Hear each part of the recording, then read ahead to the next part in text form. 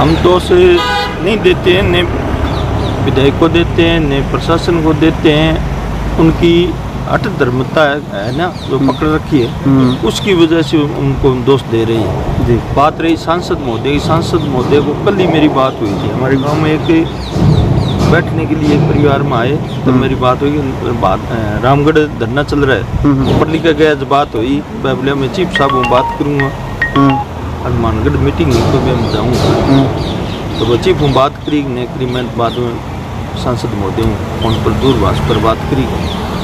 कल हमने core committee की जयराम जी मीटिंग की थी, तो भारी संख्या में किसान उपस्थित थे। हमने तय किया है कि मंगलवार को हम ज़्यादा से ज़्यादा संख्या में किसानों को इकट्ठा करेंगे। और अब तक हमने जो प्रयास किए हैं उनका हमें रिजल्ट अब तक मिला नहीं है, क्योंकि यहाँ के स्थानीय जनप्रतिनिधि और प्रशासन दोनों की एक जिद हो गई है कि हम अब तक हमारी मांग को पूरा नहीं कर रहे हैं। तो हम मजबूती और ताकत के साथ मंगलवार को हम इकट्ठे होंगे। मैं वर्तमान विधायक जी से एक निवेदन करना चाहता हूँ कि मैं भी उस पार्टी का कार्यकर्ता हूँ जो राजस्थान में हमारी सरकार है, तो मैं भी ये कहना चाहता हूँ कि आने वाले चुनाव में बहुत भारी नुकसान होगा। आप अपनी जिद पर ना रहें, हमारी समस्या का समाधान की ओर प्रयास करें, क्योंकि हमने जो मांग उठाई है वो 30 मोगे मैन कनाल में नाजायज चल रहे हैं, जो सर्वे कह रहा है क्षमता से अधिक पानी ले रहे हैं। तो हम चाहते हैं कि उन मोगों को दुरुस्त करें और हमें हमारे हक का पूरा पानी दें। भादरा विधायक को अगर किसी से यहाँ पर बैठे एक आधे व्यक्ति से हो सकता है कि उनको श्रेय मिले, तो हम यहाँ से खड़े होकर घर चले जाएंगे, यहाँ किसानों को बिठा देंगे, लेकिन आप अपनी जिद छोड़ दें।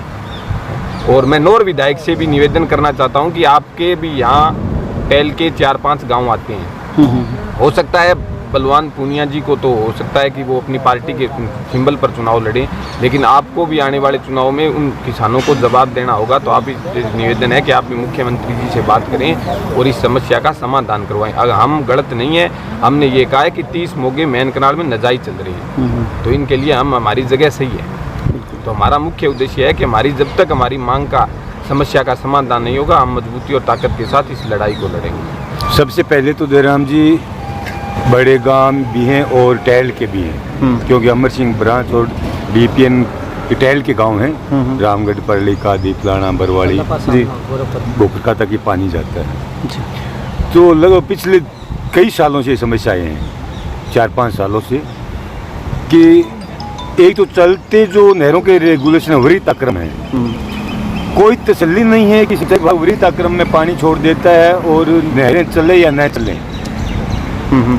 किसानों की बारियां लगातार पीटती रही हैं, किसान बेचारा मुंह लटका कर घर आ जाता है। नहरें टूटी भी हैं कई बार, नहरें टूटती रही हैं, टूटी नहीं टूटती रही हैं। नोर फीडर की नहर लगातार 3 बार टूटी है। तो कुल मिलाकर सिंचाई की जो बात करें तो हमारे जो 3 परियोजनाएं हैं, सिद्धमुख, नोर फीडर और अमर सिंह ब्रांच,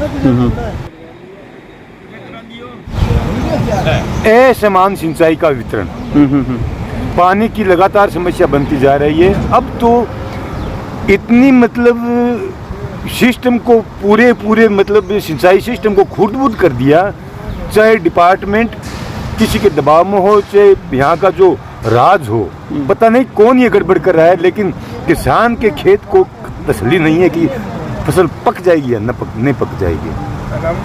अब मजबूरन इन दिनों पानी की ज़्यादा ज़रूरत होती है खेतों को, तो मजबूरन किसान को इस उमस भरी दोपहरी में धरने पे बैठना पड़ा। 17वां दिन है आज रामगढ़ के इस नहर के पुल के पास, हम 17वें दिन धरने पे हैं।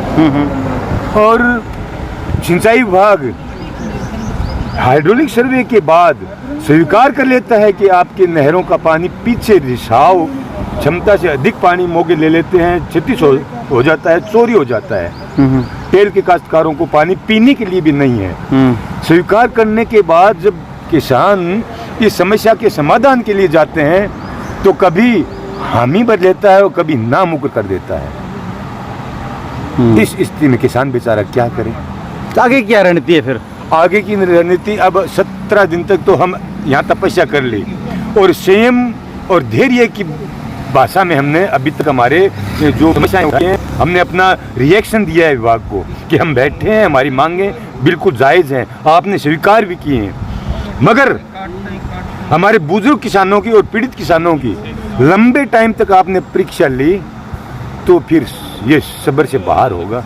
ये सिंचाई विभाग भी सुन ले, यहाँ के राजनेता भी सुन ले, चाहे किसी पार्टी का राज हो, चाहे कोई विधायक हो, किसान जब किसान के खेत में पानी जाता है तो उसके बच्चों के लिए पेट भरने के लिए दाना आता है घर में, और यदि खेत उजड़ जाएंगे तो फिर किसान कहाँ जाएगा? ये बुरी समस्या है।